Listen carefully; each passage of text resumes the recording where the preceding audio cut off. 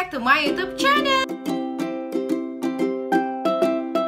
Apa kabarnya guys? Di 2023 ini kita udah masuk 2023, era baru, kita keluar dari COVID. Sepertinya tahun ini adalah tahun pemulihan untuk kamu dan aku, memulai berbagai rencana-rencana hidup yang baru. Jangan takut guys, prediksi-prediksi dunia boleh berkata 2023 adalah tahun resesi, tapi aku percaya banget buat kita orang-orang yang mau bekerja sungguh-sungguh, yang meminta Tuhan gitu ya untuk berkenan atas pekerjaan kita, kita pasti lepas dari resesi.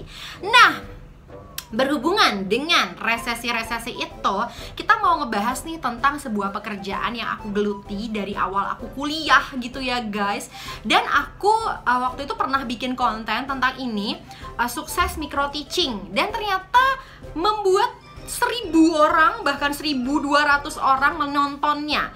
Dan aku berasumsi bahwa mungkin memang di luar sana banyak yang ingin menjadi guru gitu ya, seperti aku. Siapa tahu guys. Nah, aku dari sudut pandang seorang guru yang sudah menjalani profesi ini di tahun ke-6 aku pengen banget berbagi sharing ke kamu. Ada 5 alasan buat kalian untuk memilih atau mempertimbangkan menjadi seorang guru.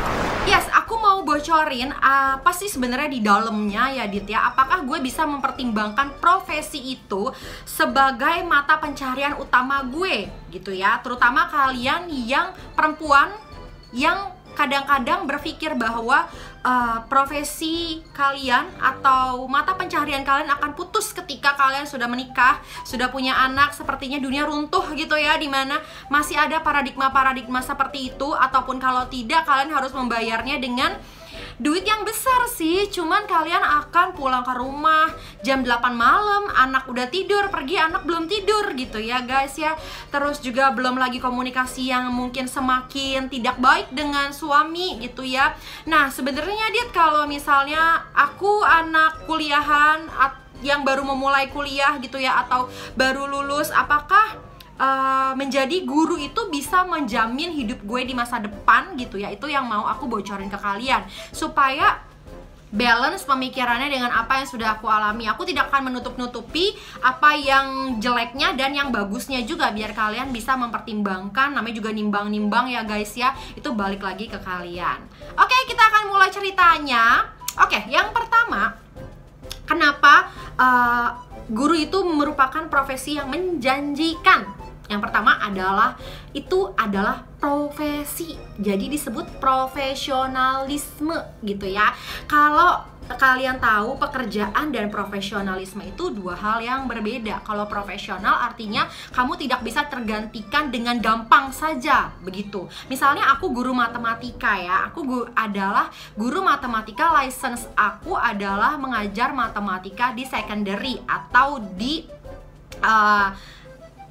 SMP, SMA ke atas gitu ya. Aku sudah dibekali itu waktu aku kuliah ke pendidikan, sarjana pendidikan di UNJ.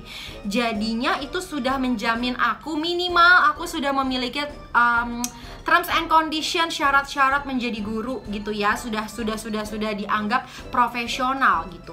Nah, hal ini berdampak pada bahwa ketika kamu dianggap profesional, maka negara menghargai kamu gitu ya.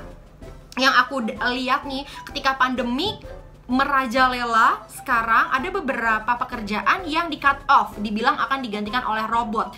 Tetapi si profesi guru ini adalah hubungan interaksi antara manusia, guru dan murid, dan tidak bisa digantikan guys. Terbukti bahwa anak-anak yang belajar secara online ngaco banget, mohon maaf lahir dan batin nih ya. Memang teknologi itu tidak bisa menggantikan touchable seorang guru. Ketika gurunya ngomong, ayo nak, nadanya itu loh, nada ngomongnya, encouragementnya, apa ya, cara guru itu mendidik, cara guru itu bicara, itu nggak bisa digantikan dengan alat dengan robot gitu, nggak bisa guys. tetap namanya juga anak-anak, apalagi dari peralihan ya. Terserah mau ngomong di usia berapapun, dia itu manusia yang butuh sentuhan manusia dalam belajar. Kalau misalnya dia menyerap segala sesuatunya, semuanya gitu yang dia serap itu lewat digital aja, bayangkan gak ada sentuhan manusia di situ, gak ada kasih di situ, gak ada empati yang dibangun di situ, gak ada karakter yang diuji, mau jadi apa gitu. Itu adalah pekerjaan seorang guru. Yang kedua adalah jam kerjanya itu cenderung singkat. Singkat dalam artian di sini kamu harus bayar harga pagi, tapi ya kalau orang kantoran bayar harganya malam, jadi pulangnya malam, tapi dia bebas tuh. Misalnya dia masuk kantor jam 8 atau jam 9, tapi kami guru-guru tuh harus bayar harga pagi. Jadi mau nggak mau jam 7 kami harus sudah standby. Standby itu dalam artian make up udah on, badan udah fit, kita masuk kelas yuk gitu. Jam 7 pagi tank. Tapi enaknya jam kerja kita itu pulang jam 3.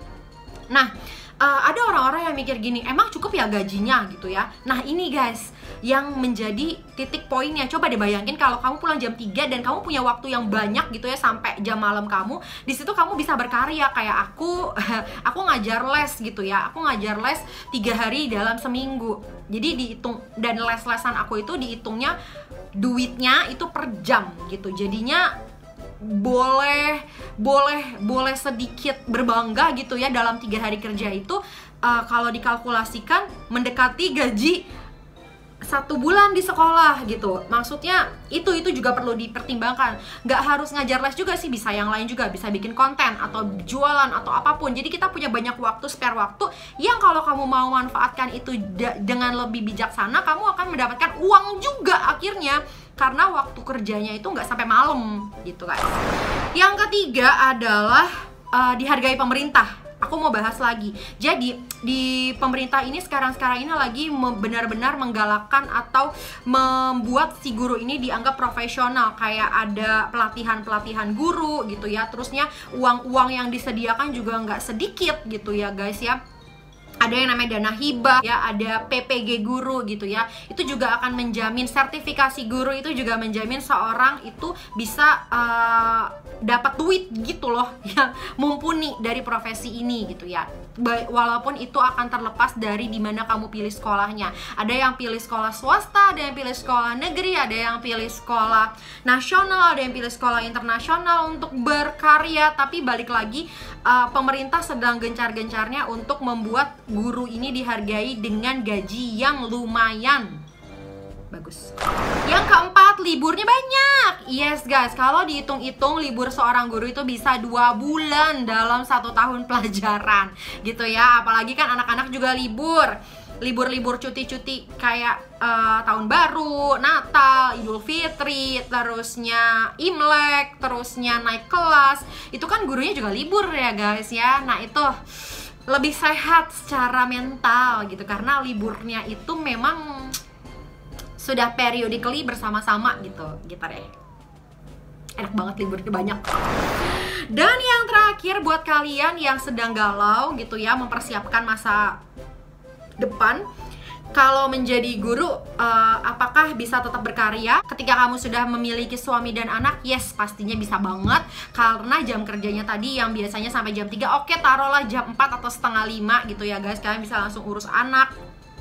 Ditambah lagi bisa jadi sekolah kalian itu memberikan diskon-diskon untuk anak guru.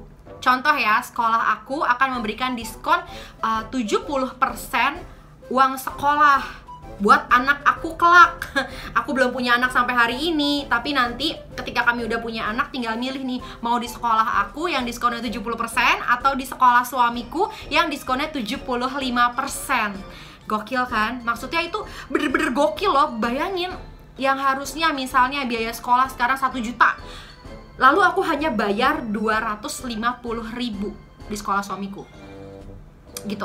Itu tuh murah banget kan guys. Maksudnya dari 1 juta jadi 250.000 gitu.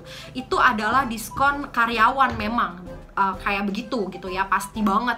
Tapi di luar baju, seragam, terusnya apa tuh namanya tuh, buku-buku, itu tetap bayar normal sih. Tapi at least kita udah bayar tiap bulannya lebih ringan banget kan gitu kan. Nah itu yang bisa kalian pikirkan ketika kalian mau memilih profesi sebagai guru. Begitu guys, semoga apa yang aku ceritain ke kalian dari sudut pandang aku sebagai guru yang memang sudah tahun ke-6 aku, bisa membuka wawasan kalian. Semangat buat kalian yang mau menjadi guru. Ingat, masa depan anak bangsa ada di tangan kamu. Jadilah guru-guru yang berintegritas. Jangan masuk kelas terlambat, jangan terlambat masuk kelas, jangan sembarangan ngajar anak-anak. Itu sih pesan aku ya guys ya, karena bener-bener guru itu digugu dan ditiru. Sekian cerita dari aku. Kalau boleh like, comment, dan subscribe. Kita ngobrol di video aku berikutnya. Bye-bye.